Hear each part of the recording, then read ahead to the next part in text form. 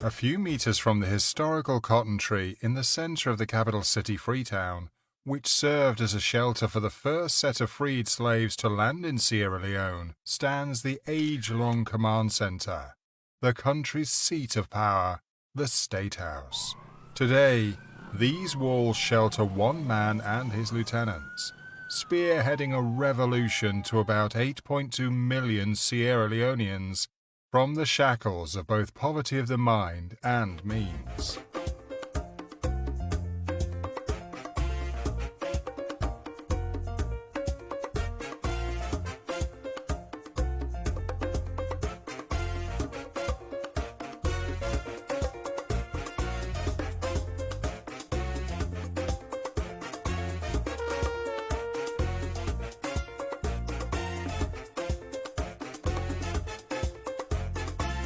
The Chief Minister explains how the government adopted the President's vision and the long-term impact of the agenda. It was a very difficult decision for us as a party. We had to debate it for a while. I mean, there's this thinking that human capital development does not bring votes immediately. Because you're spending on non-voters. You know, you spend on the child today, it's not going to give you vote tomorrow. Yes. It takes you a generation, 18 years before you start to vote. Say 6-year-old child you spend on, it's going to take 12 more years before, by then you've gone. But these are the mistakes we've been doing in Africa. The very critical component of development is what we have been leaving out. That's the human capital himself. So we say, no, we can change the paradigm and communicate to our people. Let's go for human capital development. At the core of Sierra Leone's development aspiration is its people, its greatest capital. This underpins the BO-led administration's commitment to human capital development, especially providing free quality education for all, which is the central plank of the government's priorities. To match words with action, President BO announced an increase from 10 to 20% of the country's GDP to the education sector's annual budgetary allocation. This is one of the highest budget allocations for education by any government globally. The government's flagship free quality school education program caters to 2 million pupils nationwide. The program provides tuition-free primary and senior secondary education, school feeding and transportation subsidies, teaching and learning materials, public examination fee subsidies, and special incentives for girls pursuing STEM-based education until university. The Minister for Technical and Higher Education confirms the grant allocation in his interview. So since 2018, we give a grant for every girl child that applies to access a course in science, technical, medicine, and technology. The Minister for Basic and Senior Secondary Education explains how and why this new direction agenda is transforming education in Sierra Leone. The immediate questions became, how do we change the foundations of education such that the type of education that everybody was getting was fit for purpose, such that they can be able to fulfill their own potential, that they can participate in the global economy, and they can be civic global citizens. In presenting the New Direction agenda, President BO made a promise that the agenda would transform the country into a united, peaceful, progressive, dynamic, confident, enterprising and happy nation, where the people have access to jobs, food, education, and healthcare services, and where there is equal justice and equal opportunity for all. Using technology and innovation as the backbone for these advancements, the Director and Chief Operating Officer for the Directorate of Science, Technology and Innovation explains more about how technology and innovation are helping to push the government's New Direction agenda forward. To have an agency set up with the primary objective of using technology and innovation to support government endeavors to deliver on the medium-term strategic plan, I think it's a laudable venture. Now, the setting up of the agency was one thing, but the other that was really critical was bringing together the youths and young people, dynamic team of dynamic people, who are Sierra Leoneans to drive the process is another thing, and really has spoken to the gains that we have made thus far. The agenda is gradually building on the resources-rich West African country into a middle-income nation of the 21st century, where technology and the future of technology are driving the agenda forward.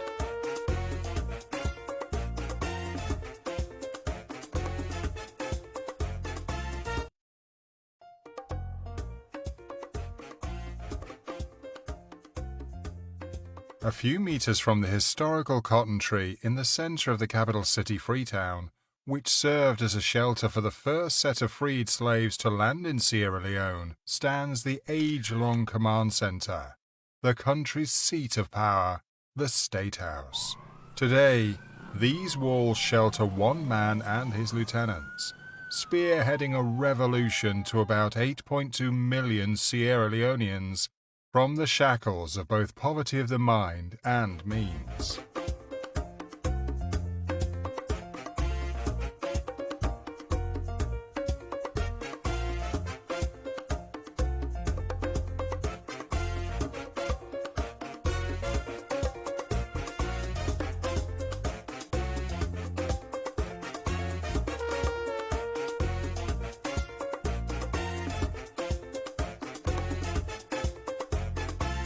Each economic sector plays a significant role in bringing the New Direction agenda together. From education to health, tourism to marine resources, energy to mining and mineral resources, each sector minister gives an insight into their contribution to the success of the New Direction agenda. His Excellency the President was right when he prioritized the tourism sector as a growth sector. Since the assumption of office of this government, the tourism sector has played a significant role in contributing to the growth of the economy. So far, we've achieved quite a lot under the New Direction administration. We've increased revenue generation from 2017, comparing, because it's a renewable resource, people are looking at it that is small, but for a small country, we have to manage the waters as well, make sure we put proper management measures so that we don't exploit the resources. So reforms are ongoing, but they've started over the past 4 years. These are some of the things we have done there: change leadership, change management, and bringing some new ways of doing business in those utilities. Because even though they are wholly government-owned utilities, they are, in essence, driven as a private entity. And that was the reason why, in fact, it was taken away from the ministry, mainstream ministry, to make them semi-independent bodies. Between 2018 and 2019, a very significant reform was undertaken. The country had its first mineral policy, its first artisanal mining policy, and its first geodata management policy. These are novel policies for the country. The government to prioritize investing in health as a critical foundation of the human capital development is indeed in the right place. And to tell you how serious we are about this and how serious the government is, when we took over in 2018, the total investment portfolio for the health sector was about 6% of GDP. In 4 years, we raised it to about 11.6, nearly 12%. We've expanded the primary healthcare portfolio to cover over 1,500 sites, primary healthcare sites throughout the country, such that 85% of the population has a health facility within a 5-kilometer radius. You don't have to stray too far to see that Sierra Leone's economic growth and reconstruction have been steady and sturdy under the BO-led administration, despite the socio-economic implications of the COVID-19 pandemic across the globe. President Bio's leadership acumen is coveted across the continent and globally.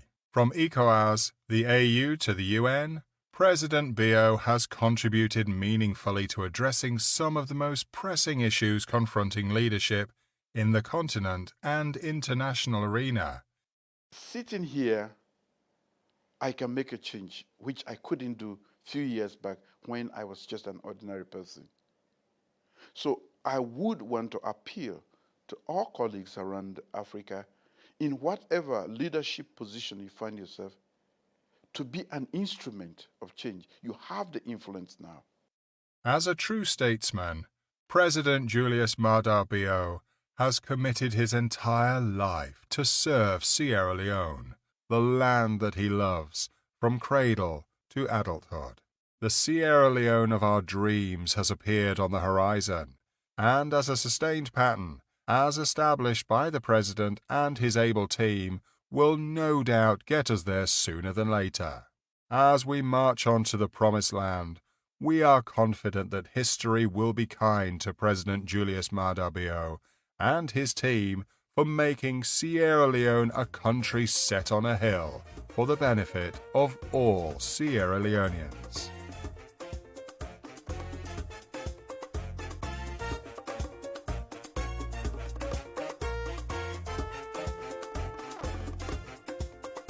I have come to what I have been waiting for. It is my singular honor, and indeed an honor, because K-School and myself are age mates.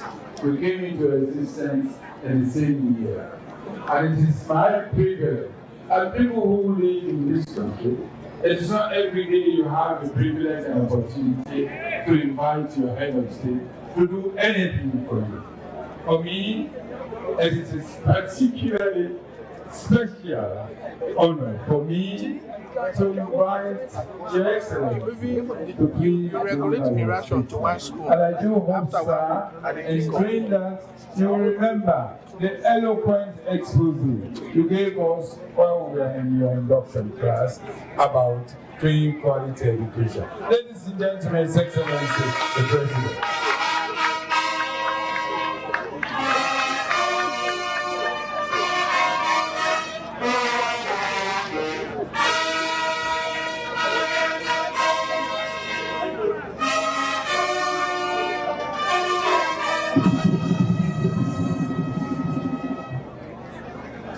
Thank you very much. Let's sit down, please.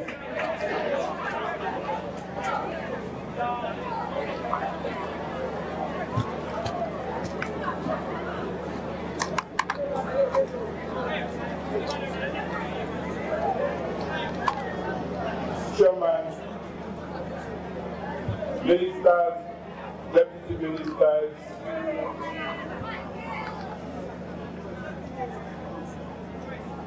our Honorable Dr. Kande.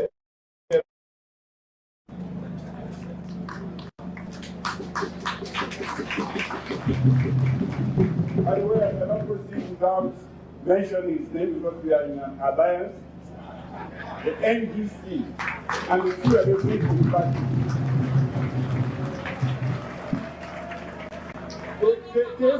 K-School, they commonly call it, is a very interesting school that combines green and red, I think. The only school, sir. But in their hearts of hearts, they are actually green.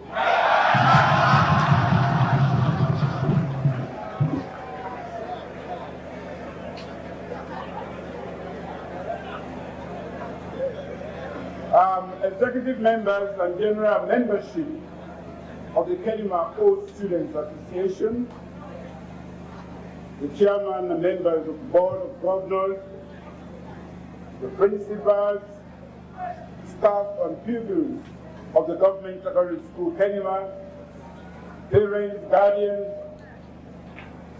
and pupils. Are you here, students? Are you here? Can I hear you? Yes, you are the future ministers, not so? Yes, future doctors, not so? Yes, lawyers, yes, judges, yes, police, yes, soldiers, yes, nurses, yes, and presidents. Yes,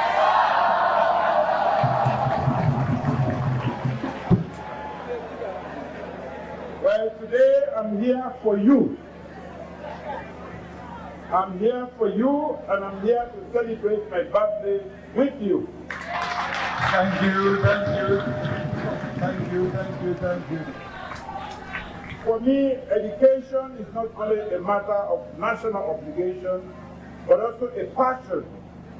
When I see kids like you, I beam with joy, knowing that my future is secure. Therefore, the best I can do for you is to invest in you as much as I can, so that you can be better than me and give me a better ending. You, this generation, is the luckiest of generations. We did not have free quality education. Some of us were driven from class for tuition fees. But today, that is not the case for you.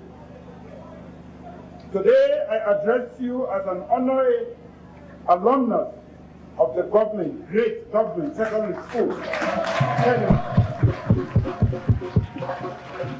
For me, I consider this a privilege accorded me because this is a great institution that has produced illustrious citizens of this country.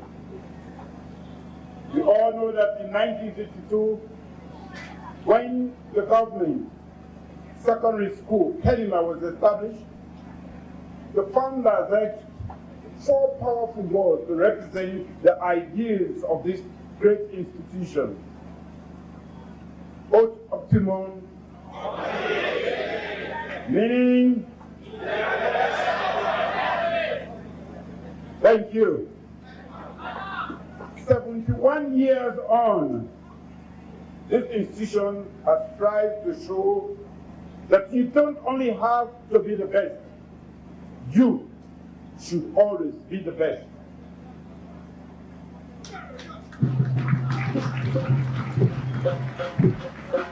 You get that? Try to be the best.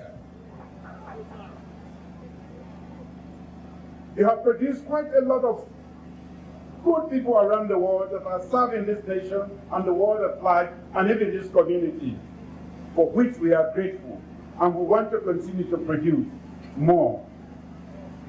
Therefore, let me congratulate our alma mater for commemorating the 71st anniversary of its founding, and the alumni for celebrating the 48th anniversary of the Kenema Old Students Association. While each anniversary may be a short celebration, the shared memories and fraternal bond will ever last. And I can see that among the old students, and I hope you will endeavor to build that bond of friendship amongst you so that it lasts forever. That is a social capital that we need, not only now, but to build this nation. Distinguished ladies and gentlemen, the theme for this year's prize-giving ceremony, free quality education, training the best, taking responsibility for the future of Sierra Leone. This one strongly aligns with my audacious vision for a revolution in the education sector in this country. Free quality education. Make no mistake, and this is for you, the students, and also the parents, and also the teachers who know already that in this 21st century, the best you can do for yourself is to earn the best education. The quality of education necessary is different from what used to be the case. The type of education that you need and are going to require to move the world and to be part of the world is different. The world is becoming digital. It is no longer analog. So, we have what we call fit-for-purpose education. Fit-for-purpose education. Now we can bluff you that we know how to speak and do a lot of things, but you are growing up as native technologists. you know the computer, you know everything that is digital, and we want you to know it better so that you are not only going to be at the receiving end, but you will actually be part of what is called the fourth industrial revolution. The world is changing fast. The world is changing fast. And until and unless we can make you, we can invest in you and make you catch up with that world, you are going to be at the receiving end of the fourth industrial revolution. What I mean by the receiving end is we are going to be the ones suffering again. Industrial revolution, they took our great-grandparents to Europe and America to be slaves and work in the plantations. Now, it's different. We actually buy our tickets and go there to work, to labor for them. But we can be better. That is by making sure that we have fit-for-purpose education. So for you, why I'm emphasizing this is because education is the best project. All of you have volunteered and said you want to be ministers, lawyers, judges, doctors. It's all possible. You can even be more. But until and unless you have quality education, fit for purpose education, you will never achieve your potential. So, our choice of free quality education is intentional and purposeful. There is no way you can be a relevant part of the 21st century going into the fourth industrial revolution if you do not have quality education. I have seen that, and I want to beat the curve. And that is why I want to pre-position you guys by giving you the type and quality of education necessary to be part of that revolution that is coming. You know, understand what you say? Really?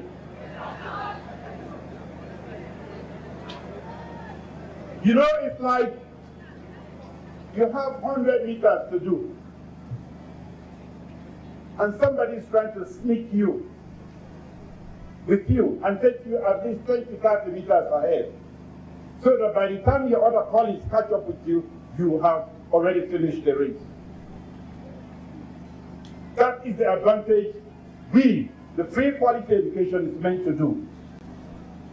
And we are making it fit for purpose because the type of education necessary to succeed and be part of that industrial revolution force is different.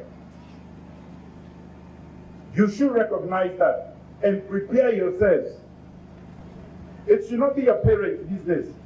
You should be determined now to know that all of those of you who want to be medical doctors, lawyers, judges, nurses, teachers, military men, you must have the requisite education. And that is what I have said I will give to you and I will pay for it.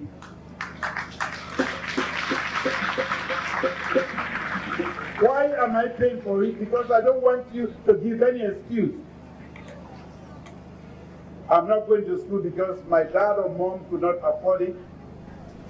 There are no books. The teachers don't have books. I'm hungry today. I did not have wash payment, daycare payment, and all other payment. And sometimes you grumble about transportation. I have taken all of those excuses away from you. Because with hindsight, I have realized that the best thing I can give to this nation is quality education. It will last forever. So for you, please, those who are triumphant those who avoid classes, those who don't pay attention, those who think that there are more important things than education. You are making the saddest of mistakes that you will remain to regret. And I don't want any of you to fall in that category. Take your education seriously. My conviction to launch the free quality education was anchored on a simple but very powerful belief that our beloved country's peaceful, sustainable, and prosperous future depends on the solid foundation of our children's education. My future is anchored on your education. To some extent, you can say that I'm selfish because I want to be cared for by competent hands when I'm old. That is why I want you to be better people. The chance of an education is a chance to escape poverty, improve health, and enhance opportunities. Let me take you through a very simple history of mine. My mother did not go to school. She never went to school. I was born in a village. My father was dead at the age of 4. But my mother knew and understood the value of education. Wherever she got that, she's not alive today to tell me how she managed to get that. What she did was to make sure that I stayed in school at all costs. If I'm standing here today, it is because of her. But some of you have your moms and your dads, and you still find excuses not to go to school. And when you come to school, you find other things to do. There should be no important project in your life until you finish education. In fact, education is not finished until you are dead. I am still learning. I learned even from my 7-year-old daughter. She teaches computer. Yes, we can from you. It's a two-way traffic. And that is one thing that we, the adults, have to understand. So 5 years ago, my SFPD administration embarked on the road that is less traveled by committing to educate and to build the next generation rather than just focus on cosmetic development efforts to win the votes for the next election.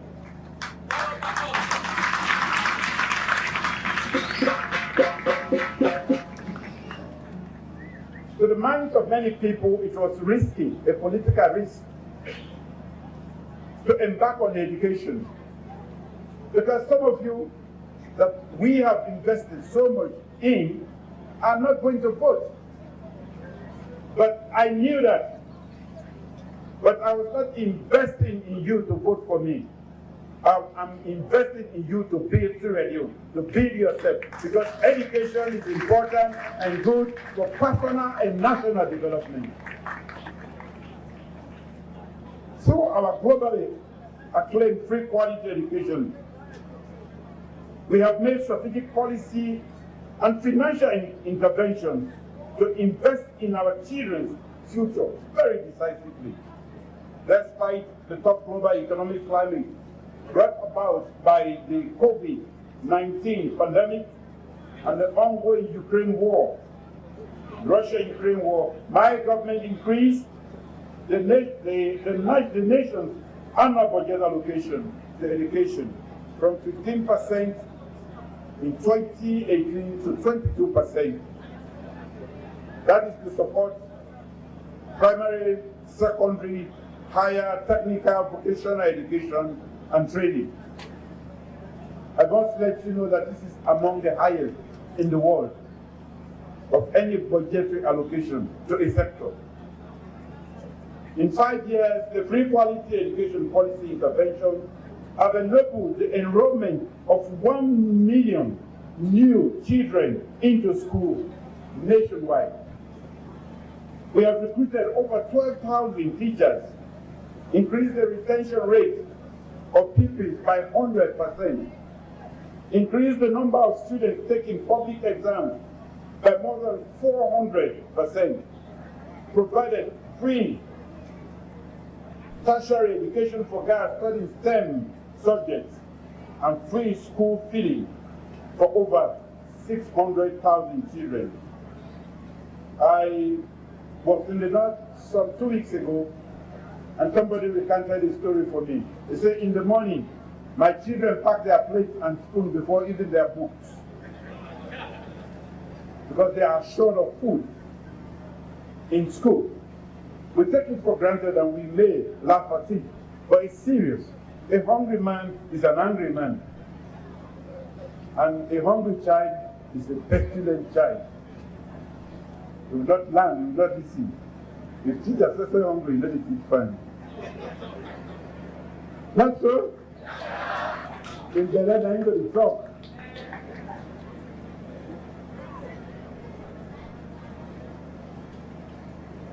So, we are doing all of this.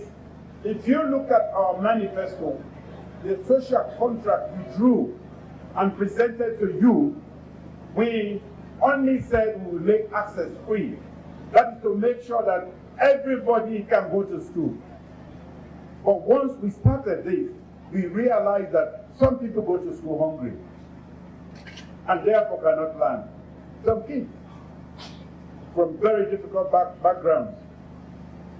Some kids go to school but they don't have books, core textbooks. The teachers don't have learning materials. In fact, at the ministry, there was no curriculum. You know, it's like you send a military man in the middle of a jungle without a map or a compass. That is what we are doing. We are groping in the dark in this country.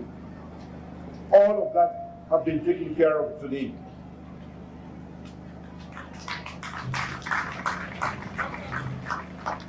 We have registered impressive achievements through our free quality program in 5 years, and this is due to the collective efforts of policymakers, educationists, school administrators and teachers, parents and guardians, and most importantly, the participation of you people dressed in uniform.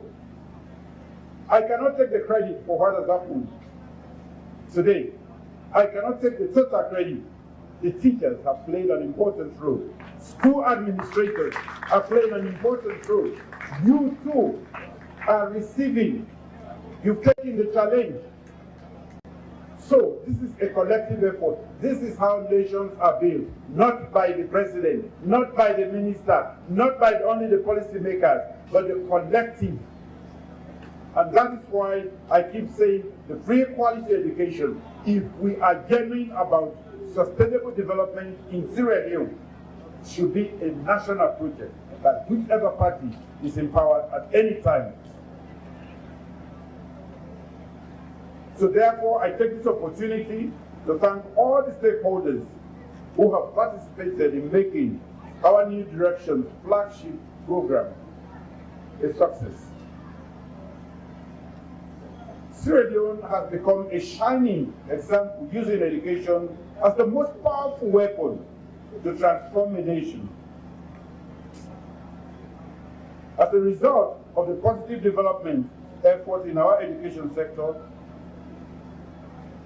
I was chosen by the UN Secretary General to co-chair an international conference on education called Transforming Education.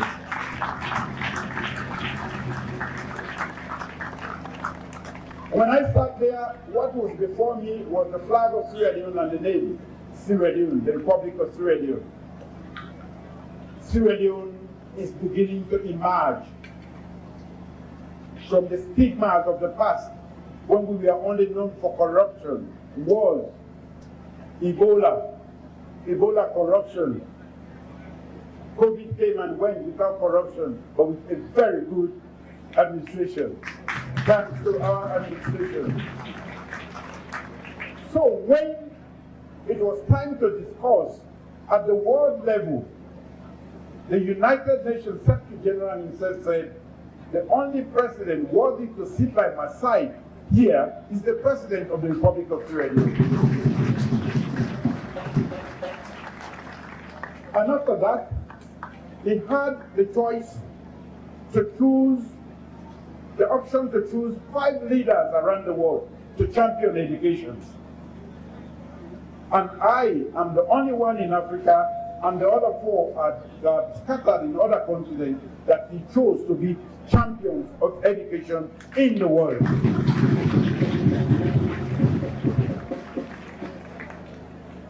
You have just clapped, but you are actually clapping for yourself, because I did say that you have played a role in it. So we are in it together. We can succeed. The teachers teach. You have to take what the teachers are telling you and read more. The phones you have are great instruments of learning. You can research everywhere around the world today and get more information about what the teacher is teaching you than even what the teacher knows, and discuss with the teacher the new ideas to plan from what he taught you. That is the importance of the phones that you have, the iPads that you have today. We didn't have those. This is a golden era for learning. You can stay here and read from libraries around the world. We do not even have libraries. They have archaic books. So, gentlemen, I came to share my birthday with you.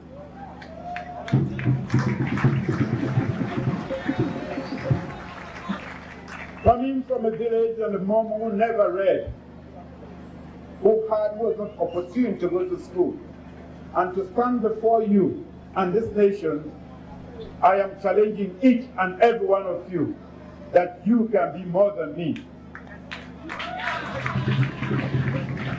No excuse, don't find any excuse. No excuse.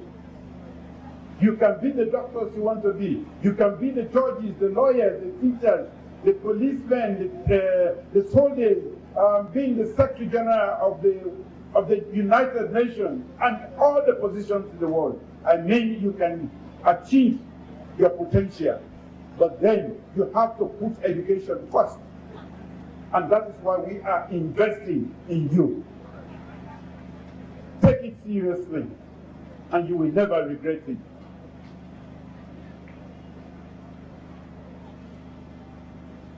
Beyond the many remarkable achievements we have made in the past 5 years in the education sector, this year's theme, free quality education, joining the best, taking responsibility for the future of Sierra Leone, it means that we have to take responsibility for the future of Sierra Leone. And I did say, and I will stress again that I'm talking to you, is because the future of Sierra Leone, you are there. Today I'm standing here, one of you, and sitting up here. All of these people sitting up here, you will be replacing them. So you are the future. What you are doing now, going to school, investing in education, listening, and what the teacher tells you, to come on lead. Take it seriously, you will never get there. If you don't take it seriously, you will never get here. Now, start to prepare yourself. The fundamental right of every child, as far as we are concerned, and it is the surest path. If you want to succeed, you want to change your mom's, if you do care for your mom or your dad, I think she is struggling, and you want to break the poverty, education way to success.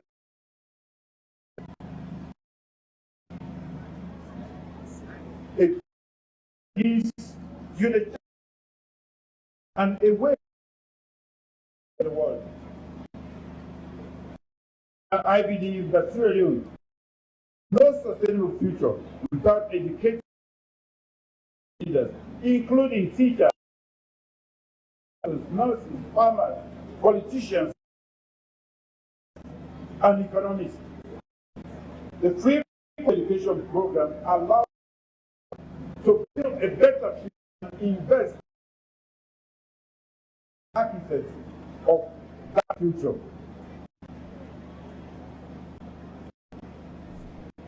Gentlemen, most important people that we must invest in if we want a better future for this country. I want a better future, and so are all your parents want a better future for themselves and for this country.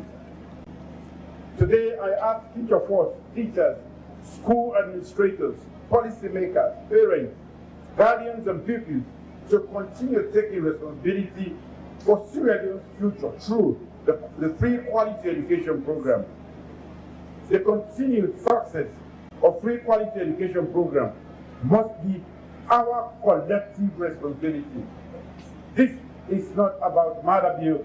This is not about SLPP. Education, free quality education, is about our future, a successful future, where we will not be at the end. Whatever revolution comes, that may come. So I will take this opportunity on behalf of the Alumni Association to formally launch, as my own contribution, Academic Endowment Fund. This endowment fund will be used to mobilize resources from the alumni and various well-wishers to support pupils in achieving excellent performance in public examinations. The fund will also be used to incentivize teachers whose subjects get high pass rates in public examinations. We have to reward teachers. Teachers are the best people in the world. We have to reward them. The fund will be managed by trustees appointed by the membership of the Alumni Association during its annual general meeting tomorrow, Saturday, as has already been said. We want to create a fund that will help teachers and students. And I will encourage all of us to participate, to donate, to help.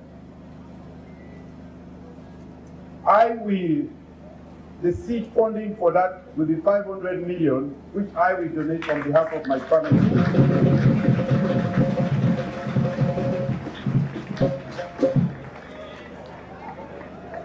And that is my birthday to you.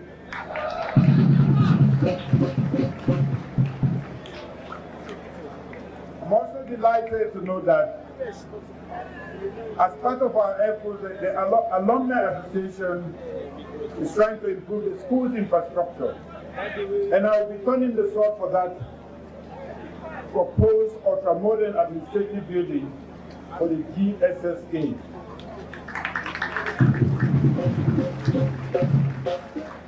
I've been informed that the proposed ultra-modern administrative building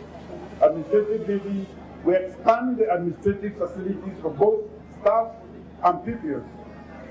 This is a worthy venture that must be supported by us all.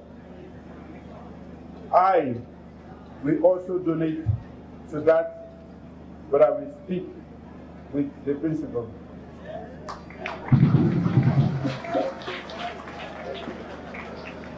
In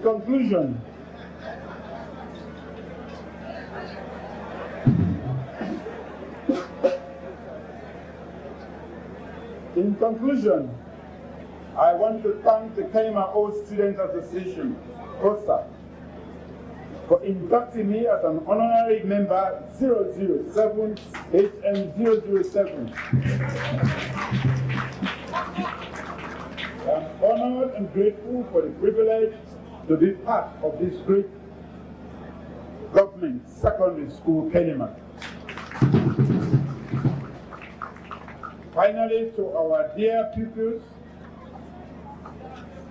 know that education is the one thing that nobody can take away from you. In the words of Malcolm X, and I quote, education is the passport to the future, but tomorrow belongs to those who prepare for it today. End of quote. You can only be a better person tomorrow if you take your education serious. Be serious about it. And because I came for you, the students, I also brought, I didn't come with a birthday cake anyway, but I've come with 30 desktop computers.